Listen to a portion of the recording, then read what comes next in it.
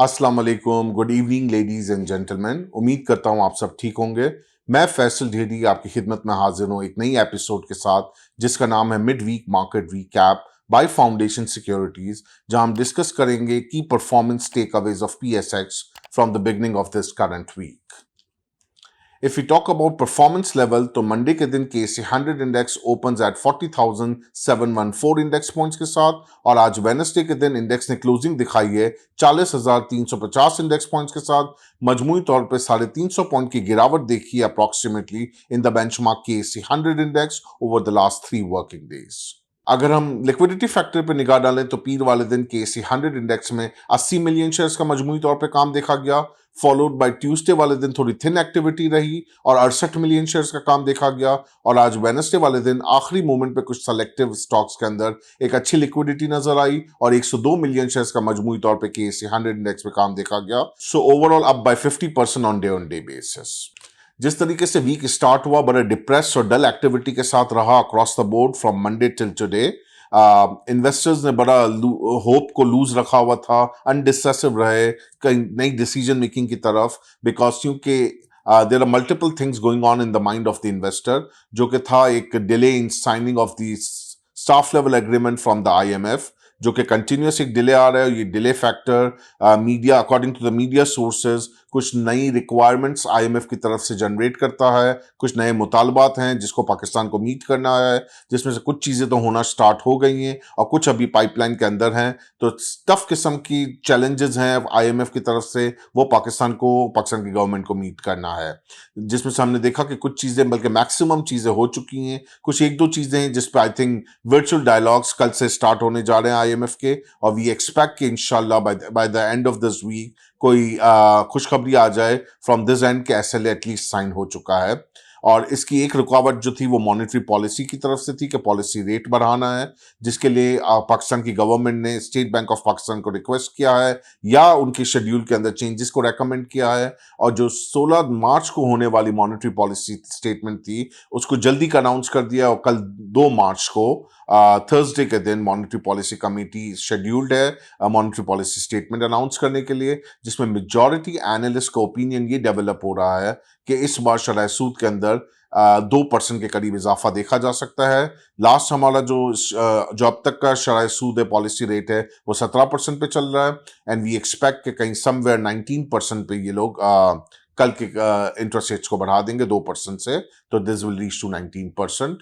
Already अगर देखा जाए मार्केट परस्पेक्टिव से तो इंटरेस्ट रेट बढ़ना वैल्यूएशंस के लिए तो नेगेटिव होता है, स्पेशली सिक्लिकल स्टॉक्स के लिए ज़्यादा नेगेटिव है। लेकिन एट द सेम टाइम अगर आप प्राइसेस को देखें और करंट सेंटिमेंट्स को देखें और लिक्विडिटी को देखें तो I believe everything is well adjusted. 2% तो एटलीस्ट बहुत अच्छी तरीके से प्राइस इन हो चुका है मार्केट के अंदर। हाउएवर अगर एनीथिंग बियॉन्ड दिस लिमिट 2% से ज़्यादा का कोई बड़ा सरप्राइज होगा तो वो फिर मार्केट को समवेयर परफॉर्मेंस को और सेंटिमेंट्स को डीरेल कर सकता है। अदरवाइज बहुत अच्छे लेवल्स पे प्राइस इन हो चुका है 2% इंटरेस्ट रेट वाला। और अकॉर्डिंग टू मी मेरी जो रीडिंग कहती है कि अगर 2% के करीब इंटरेस्ट रेट बढ़ता है तो आई बिलीव अगर कहीं भी बॉटम आउट करती है market intraday point of view से भी तो that would be a buying point, जिसमें आप सिक्लिकल्स में भी जा सकते हैं, स्पेशली सीमेंट, स्टील, ऑटोज, जो कि एक साइजेबल वे में एक इंट्राडे रिकवरी या 1-2 दिन की रिकवरी आपको नजर आ सकती है मार्केट के अंदर from the current index point. ये जो मैंने आपसे बातें की वो इकोनॉमिक ओरिएंटेड थी, इकोनॉमिक साइड से रिलेटेड थी। हाउएवर अब जो नया बलून बिल्डअप होना स्टार्ट हो गया है, जो पहले भी था लेकिन अब वो हाइप क्रिएट कर रहा है, वो है पॉलिटिकल अनसर्टेनिटी। आज हमने देखा कि सुप्रीम कोर्ट का लेटेस्ट डिसीजन आया कि जी प्रोविंशियल असेंबली के जो पेंडिंग इलेक्शंस हैं वो विद इन 90 डेज के अंदर कॉल आउट करने हैं। तो हम इसमें देख रहे हैं कि एक तजाद बनेगा between the PDM, PTI and the regulators. तो things will be on a negative side in terms of when we talk about the politics. So ये वो फिजा थी जिसमें अभी तक किस इन्वेस्टर्स का कंसर्न है और वो एक अनडिसाइसिव रहेंगे टिल देन के जब तक इलेक्शन कॉल नहीं हो जाता। तो प्रॉपरली इलेक्शन कॉल होने के साथ साथ एक्सेप्टेबल सबके लिए होना जरूरी भी है, क्योंकि अमाइकेबली जब तक एक्सेप्टेबल नहीं होगा तब वो एक किस्म का तनाजा और एक अनसर्टेनिटी की फिजा को मेंटेन रखेगा। फिर हमने देखा ड्यूरिंग दिस वीक मूडीज ने पाकिस्तान की रेटिंग को डाउनग्रेड किया है टू CAA3 के लेवल पे, which is nothing but a kind of severe significantly default risk के साइड पर हाईलाइट करने की कोशिश की है। और ये थ्रेट्स को उन्होंने अपनी कमेंट्री के अंदर भी हाईलाइट किया है। So which is again a negative sign, no doubt, which जो हम जिस इकोनॉमिक क्राइसिस के फेस से गुजर रहा है पाकिस्तान, और जिसमें तेजी से हमारे रिजर्व्स जिस तरह डिप्लीट हो रहे हैं, और जो मार्क टू द $3 बिलियन के करीब रहे हैं, और जो मोर और लेस 2 और 3 वीक्स का इंपोर्ट कवरेज रेशियो हमारे पास रह गया है, तो ये वो सिग्निफिकेंट टू पैरामीटर्स हैं, इकोनॉमिक पैरामीटर्स, जिसकी बेसिस पे Moody's come out with this kind of decision based on the credit sovereign rating. To conclude this, I would strongly recommend from the sales perspective that stay calm, come out with the after the monetary policy, come out with the little bit trading flavor in the cyclical stocks which are well adjusted in the price, जो कि adjustment ले चुके हैं 2% increase का। और अगर कोई बड़ा सरप्राइज आ जाता है तो थोड़ा सा वेट कर सकते हैं, लेकिन 2% तक के लिए तो प्राइस इन हुआ है मार्केट के अंदर, तो वहां हम 20-25% का सिक्लिकल स्टॉक्स के अंदर ट्रेडिंग फ्लेवर बिल्डअप कर सकते हैं।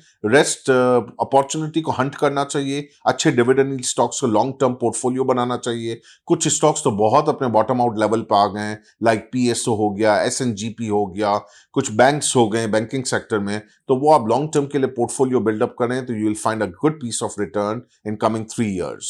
It's time to say goodbye. Till then, please take good care of yourself and your investment too. And please don't forget to share your valuable feedback at info@fs.com.pk. Your valuable feedbacks are very important to us. Stay blessed. Have a wonderful evening. Allah Hafiz.